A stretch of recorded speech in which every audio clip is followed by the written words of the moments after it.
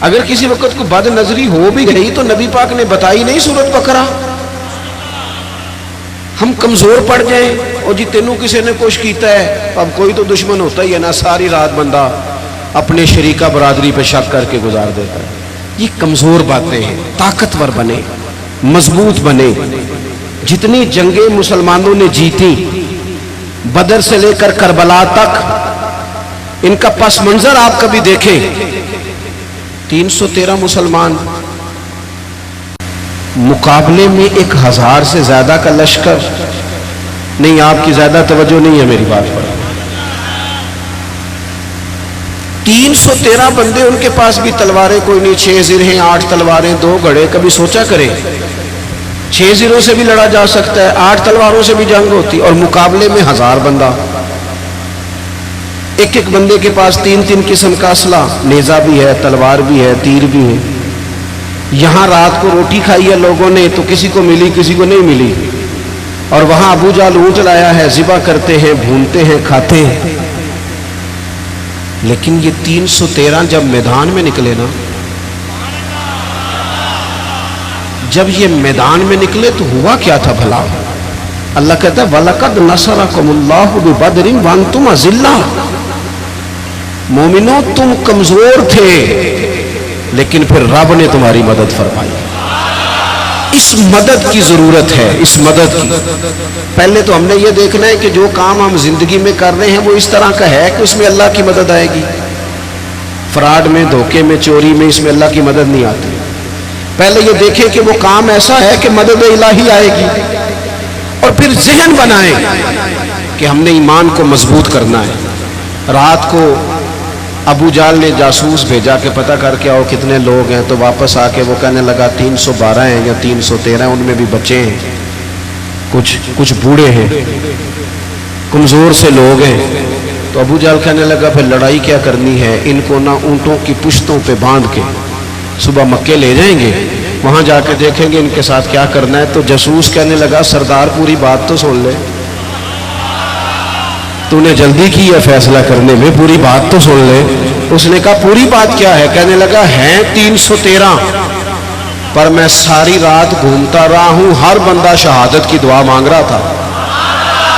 ان کا واپس جانے کا ارادہ کوئی نہیں، وہ تیاری کر کے آئے ہیں، اور ان کا ارادہ ہے کہ مریں گے، ان کا ارادہ جان دیں گے، ان کا ارادہ ہے تلواروں سے ذبح ہو جائیں گے پر لوٹ کے نہیں. جے تو چڑھے آؤتے دار بھی نہیں تو جے تو وکے عشق بازار بھی نہیں، تے بھائیا ایڈا سستا سودا پیار بھی نہیں، تے ایڈا سوکھا لبدا یار بھی نہیں. کچھ سمجھ نہ آوے لوکاں نو اوکا دے نال شہید کرے، اساں ڈٹھی یار دے ہاتھ تلوار بھی نہیں پر او دا خالی جاندہ وار بھی نہیں. جب آپ کا یقین مضبوط ہو، کچی پکی باتیں، چھوٹی چھوٹی باتیں، مرید ہو کے بھی مرید نہیں، شاگرد ہو کے بھی شاگرد نہیں، کسی جگہ فقیر ہو کے بھی درویش نہیں، بھائی بیٹے ہو کے بھی فرما بردار نہیں، مسلمان ہو کے بھی. یا ایھا الذین آمنوا آمنوا باللہ، اللہ کہتا ہے او ایمان والو ایمان لے آؤ، ایمان والو ایمان لے آؤ. اقبال کہنے لگے خرد نے کہہ بھی دیا لا الہ الا اللہ تو کیا حاصل، دل و نگاہ اگر مسلمان نہیں تو کچھ بھی نہیں، کچھ بھی. ہم نہ دیانتدار نہیں بنتے، امانت دار نہیں بنتے، ایمان کے تقاضے نہیں سمجھتے. ویسے ہم ایماندار ہیں، لیکن اگر 10 روپے کی بات ہو، اگر 10 کروڑ کی ہو تو پھر نہیں. میرے ایک پروفیسر صاحب دوست ہیں، وہ فرمانے لگے کہ ایک مہنگا جوتا نا بڑا مہنگا تھا، تو اس کا ایک پاؤں کہیں گرا ہوا تھا، ڈبے سے نکل کے بالکل شاپر واپر چڑھا ہوا. تو بندے نے ڈھونڈنا شروع کر دیا کس کا جوتا ہے، کس کا جوتا ہے، کس کا، پورا ڈھونڈا اس نے. تھوڑا سا وہ آگے گیا تو اسے دوسرا پیر بھی مل گیا، پھر اس نے بندہ ڈھونڈنا بند کر دیا. یہ دیانتداری ہے. یہاں اس طرح کے ہم دیانتدار ہیں، ایسا نہیں ہوتا. خدا کے بندو، ایمان کے تقاضے، جو رزق تیرا ہے وہ کہیں اور جا کیسے سکتا ہے؟ جب تقسیم کرنے والی رب کی ذات ہے تو چھین کے کھانا چاہتا ہے. ایک بات آپ کو بتاؤں،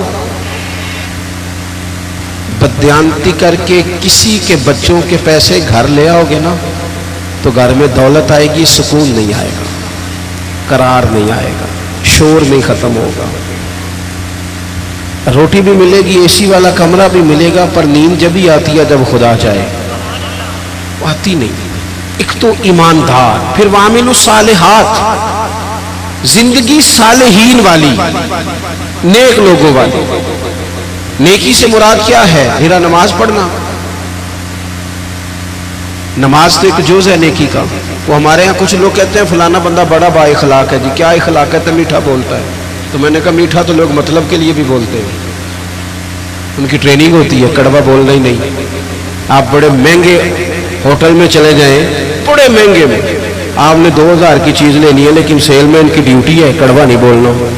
आप जितना मर्जी तल्ख हो, वो तनख्वाह लेता है मीठा बोलने की।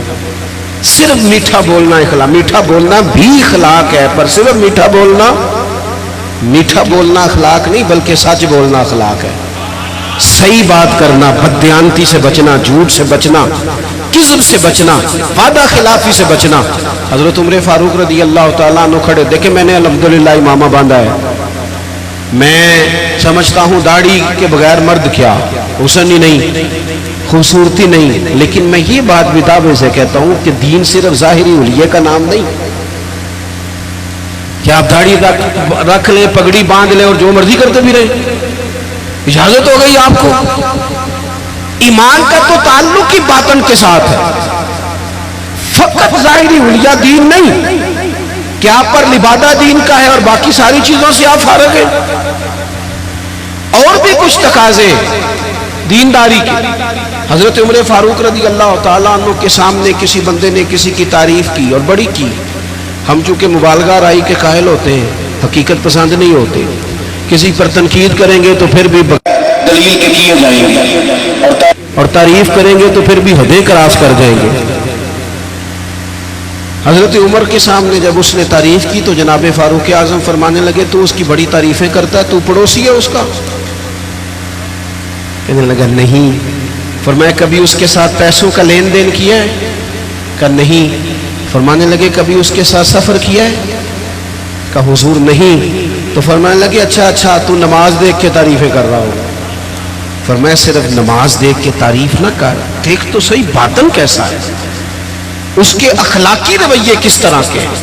मैं बड़ी माजरत के साथ, मेरा ख्याल है जितनी दाढ़ी की तबलीग मैं करता हूँ कम ही कोई करता होगा, लेकिन मैं नफरत नहीं करता उस शख्स ने जिसने रखी नहीं, और मैं कोई तकब्बुर नहीं करता कि मैंने रखी है। हमें ना बड़े एतदाल से, मैं जहाज में बैठा था, एक सफर के लिए मुझे जाना था, तो मेरे ना दिल में ख्याल आया, फिर मैंने अपने उस ख्याल से तौबा की। मेरे दिल में ख्याल आया, मेरे मोबाइल में कुरान शरीफ होता है, कुछ